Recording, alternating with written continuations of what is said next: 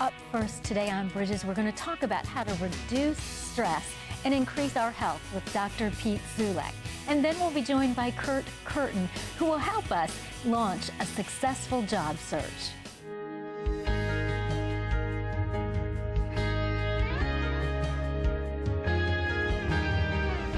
If you're just joining us today on Bridges, we've been talking about stress, and we would probably all agree that one of the most stressful things in the world is looking for a job, going on that job interview. And we've got an author here today. His name is Kirton, and he's going to talk about how we can get a job quickly. Well, good to have you.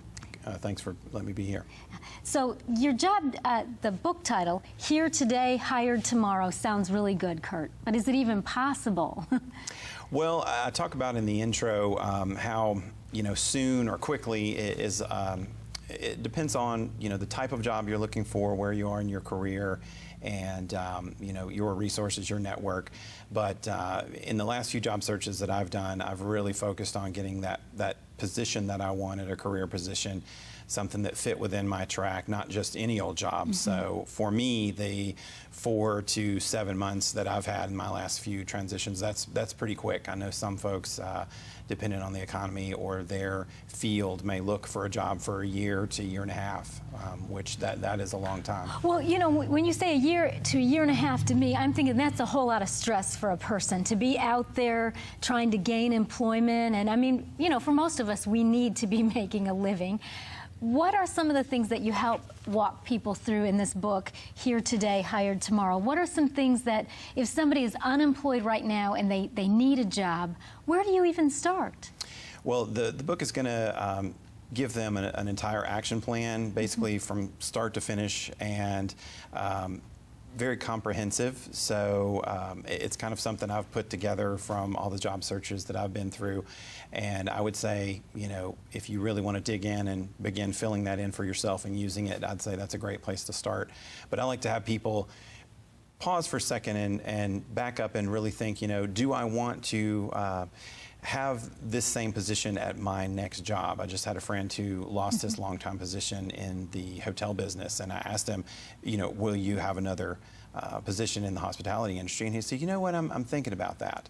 So it's good to pull back and say, do I want to do this again because I'm good at it, or do I want to do this same type position again because I love it? So I think that's really important too when you start your job search. Well, what if somebody's like your friend and they think, man, I've been doing that for a lot of years and I don't want to do that anymore. Maybe I was good at it, but I'm tired of it. Is it possible to have a second career, to make a career change? That would seem even more stressful and scary because you wouldn't have any experience in your new field. My book doesn't really focus on changing careers radically. I tell a story in the book about my dentist, and he was a dentist for many years and then was retiring out of his practice as a still a young man. And I asked him, I said, what are you going to do? And he said, I'm going to become a school teacher. And I said, you must have read Dan Miller's book, 48 days, I believe it's 48 days to the work you love. And he said, exactly. So that's a pretty radical shift. So that's not the focus of my book, but there are some great books out there. I know What Color's Your Parachute and things of that nature would be great to read. Yeah. But if that is important to you and that's the direction you want to go and make that shift, it is more stress, but some things that are a challenge in life are worth the goal. Absolutely. And worth the time and effort to put in. So that will be an extra,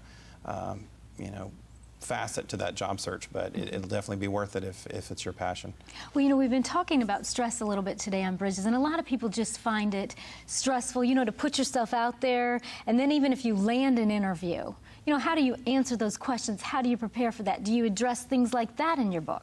Absolutely. That's one of the things that I think is a great inside piece of information in the book. There's several things that I use when I prepare for an interview, and one of them is a list of situation, action, result questions. Those are going to help you showcase your experience and really answer questions when you're going through an interview where the interviewer is asking those behavioral type questions. So it's great to study over. I've got what I feel like are the top 10 or so on the list, and so I recommend those to folks.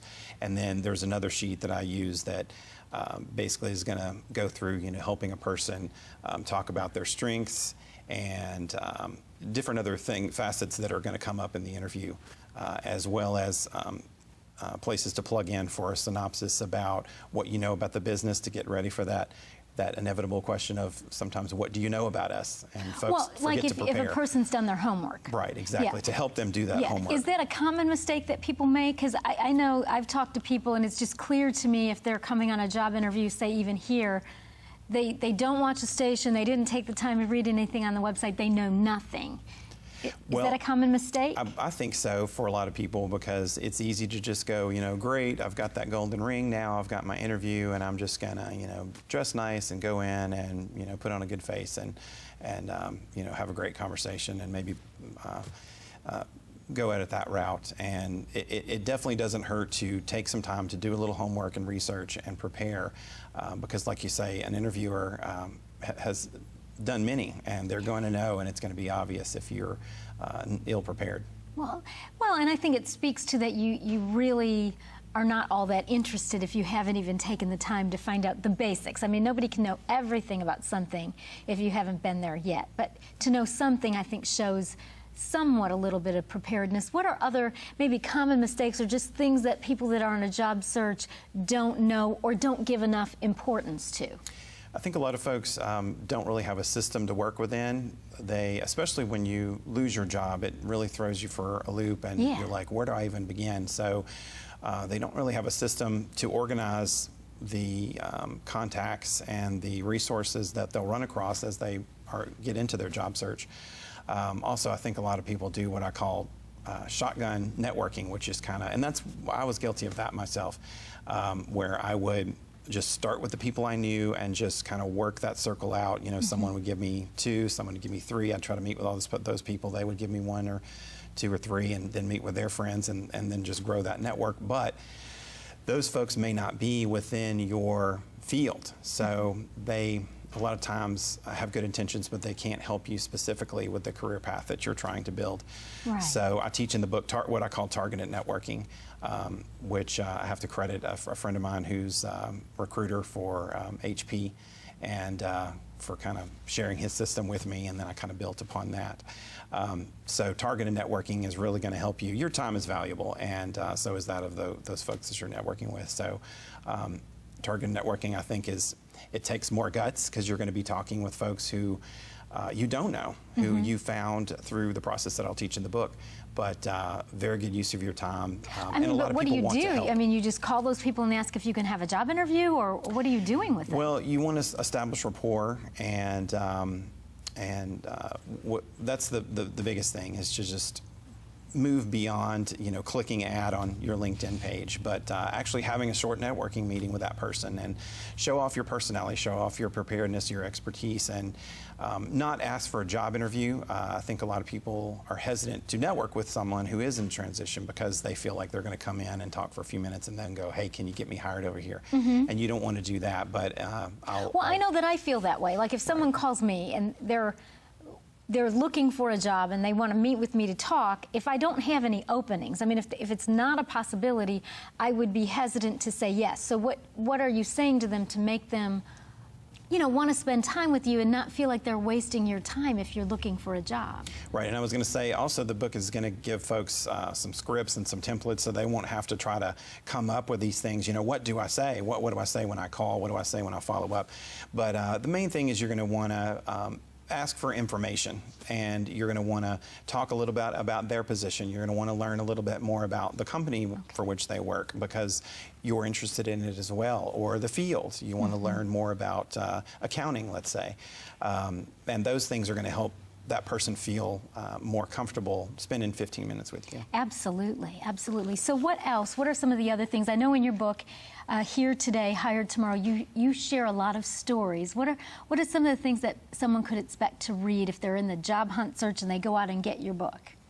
Well, I do draw from as many stories as I can from my personal experience, and from those I've talked to. I've just talked to so many other job seekers, and recruiters and career professionals, and I've been through a lot of workshops and career groups and things myself, and a lot of that is pulled together and organized into the book. But it's written in a laid-back fashion. I think, you know, I felt like if I went about it from more of a stiff, more stale professional tone, that it wouldn't be as compelling and easy to continue pushing through and reading and absorbing that material. But at the same time, I feel like it's going to be very helpful because there are a lot of bullet point lists in there to help folks. There is a zip file bundle of all the letters and the scripts and the things that I was talking about earlier, so you won't have to, as a reader, come up with what to say. You won't have to retype all those things. You can just pull those down and tweak them for your use. And of course, the action plan I referred to earlier, teaching about targeted networking and how to do that and how to make yourself successful in your networking with that. And but just a lot of great practical resources. That's why my consultant worked with me closely on the book and just asked me one day when we were meeting, you know, tell me a few sentences about the book. And that's how I came up with the subtitle, A Practical Guide to Getting the Job You Want Fast. So and practical is good, because if it's laborious, it's hard for people if you're already stressed out looking for a job. So you're saying you just give really practical tips to help people get prepared. To move through the process. I've even used the book myself and recently over the past few months because I had a job interview for a part-time position that I'm doing on the side, and was like, oh wow, what do I need to do to get ready to really get that upper leg? So I just flipped open the book and went straight to that chapter. Yeah, so you read your own book. Right. It's great for me because a lot of that is material that I'm sure, like we all do, you know, have scattered amongst papers all over our office or bits and pieces of this or that on our hard drives and things like that. And I just pulled all that together.